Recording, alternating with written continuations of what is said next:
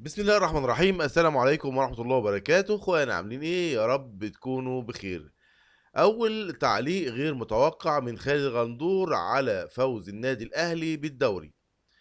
الحقيقة كلنا فرحنا امبارح كأهلاوية بفوز النادي الاهلي، لكن هزيمة منتخب مصر احزنتنا حزن جامد جدا. والنتيجة ديت يعني بعيدة عن المدرب وبعيدة عن اللعيبة، ده نتيجة التخبط والتخطيط السيء.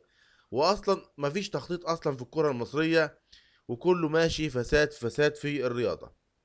عموما نرجع مرجوعنا للاعلامي خالد الغندور وتعليقه على تتويج النادي الاهلي بدرع الدوري الممتاز في نسخته الحالية بعد الفوز امام سموحة بهدف دون رد.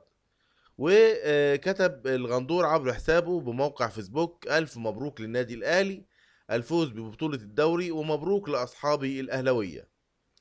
وتوج الفريق الأول كرة القدم من النادي الأهلي بدرع الدوري الممتاز في نسخته الحالية بعد الفوز أمام سموحة بهدف دون رد في اللقاء الذي أقيم على استاد برج العرب في الإسكندرية ضمن المباريات المؤجلة من الجولة 24.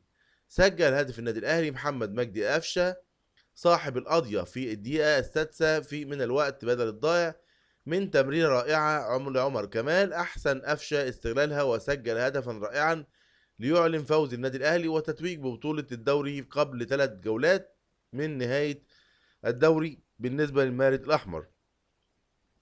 بهذه النتيجة رفع النادي الأهلي رصيده إلى 79 نقطة بعدما لعب 31 مباراة، حقق الفوز في 26 لقاء وتعادل في 3 مباريات وخسر مباراتين، وسجل لاعبوه 71 هدف وتلقت شباكه 24 هدف.